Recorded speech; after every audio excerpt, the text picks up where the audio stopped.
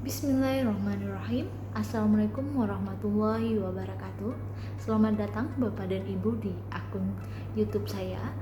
Pada kesempatan yang berbahagia ini, saya Asli Diana dari Puslabang Kahanlan akan mencoba untuk memaparkan strategi pembelajaran atau rencana pembelajaran dalam pelatihan kepemimpinan pengawas. Nah, di sini saya memilih agenda kepemimpinan pelayanan dengan mata pelatihan diagnosa organisasi. Nah, alokasi yang dibutuhkan di dalam mata pelatihan diagnosa organisasi adalah 8 JP atau setara dengan 810 menit.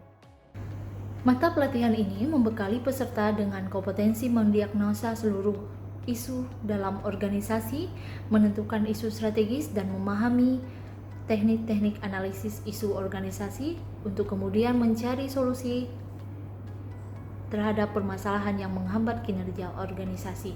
Nah, tujuannya adalah untuk meningkatkan kinerja organisasi dan meningkatkan pelayanan yang diberikan oleh organisasi. Pertama, saya akan menyapa peserta dan memberikan salam serta memperkenalkan diri saya. Dan selanjutnya saya akan mencoba menciptakan suasana kondusif di mana saya akan menginstruksikan kepada salah satu peserta dengan secara sukarela untuk maju ke depan dan memimpin doa supaya kelas berlangsung secara kondusif dan menguraikan tujuan pembelajaran pada saat itu. Bapak Ibu yang berbahagia, selanjutnya memasuki tahapan penyajian materi. Nah, materi yang pertama yang saya coba untuk berikan kepada peserta adalah isu strategis, di mana terbagi ke dalam beberapa sub materi pokok. Nah, sub materi pokok pertama adalah konsep isu strategis, dan yang kedua keterkaitan isu tingkat nasional, instansi dan unit organisasi, dan yang ketiga perumusan kebijakan, dan yang keempat adalah pemilihan isu strategis, unit organisasi, dan gagasan perubahan. Memasuki materi kedua, saya akan mencoba menjelaskan tentang konsep diagnosa organisasi, di mana terbagi menjadi beberapa bagian. Yang pertama adalah memberikan pengertian organisasi, dan yang kedua keterkaitan isu strategis dengan diagnosa organisasi. Yang ketiga, mengapa organisasi perlu diagnosa. Keempat, tujuan mendiagnosa organisasi. Kelima, aspek-aspek yang didiagnosa. Keenam, manfaat diagnosa organisasi. 7, prinsip-prinsip diagnosa organisasi.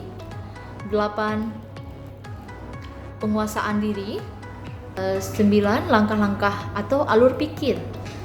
10, teknik-teknik analisis manajemen untuk mendiagnosa organisasi, dan yang terakhir adalah tacit knowledge. Pada tahapan selanjutnya, saya akan mencoba membagi kelompok, di mana kelompok tersebut akan berdiskusi 2 kali. Yang pertama, diskusi pertama, saya harap kepada kelompok-kelompok mendiagnosa isu dan permasalahan unit organisasi bidang tertentu yang bersumber dari berita, media, laporan, video, dan sebagainya.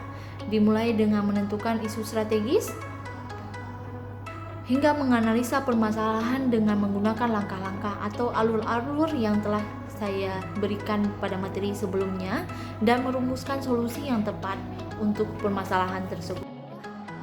Peserta mendiskusikan, peserta diminta salah satu dari tim atau kelompok untuk memaparkan atau sharing kepada peserta lainnya apa sih yang telah menjadi buah pikiran atau hasil dari pemikiran kelompok yang telah didiskusikan sebelumnya. Diskusi kelompok tahap 2, saya membagi peserta kepada 5-6 orang, kemudian masing-masing peserta berkumpul di masing-masing meja island atau meja lingkar. Kemudian mereka mendiagnosa isu dan permasalahan unit organisasi salah satu peserta yang ada di kelompok. Kemudian isu strategis tersebut dianalisa permasalahannya dan dengan menggunakan langkah-langkah atau alur pikir diagnosa organisasi, mulai dari kondisi saat ini hingga perumusan solusi atau upaya penyelesaiannya. Nah, kemudian setelah didiskusikan bersama kelompok, hasil atau argumen-argumen yang muncul atau solusi-solusi yang telah didapatkan di dalam diskusi kelompok kemudian diwakilkan kepada salah satu peserta untuk mewakili kelompok tersebut dan memaparkan kepada kelompok-kelompok lainnya, dan akan bergilir dengan kelompok satu sampai kelompok seterusnya. Pada akhir agenda, saya akan menutup mata pelatihan diagnosa organisasi dengan meminta kepada peserta membuat sedikit catatan rangkuman dan membuat rangkuman bersama-sama yang disepakati bahwa hasil dari pembelajaran mata pelatihan diagnosa organisasi yang didefinisikan secara bersama-sama, kemudian mengevaluasi materi yang telah saya berikan dan meminta feedback dari peserta atau umpan balik apa sih masukan-masukan dari peserta terhadap materi pelatihan atau pengayaan terhadap materi pelatihan diagnosa organisasi yang mungkin terlewat di dalam pemaparan.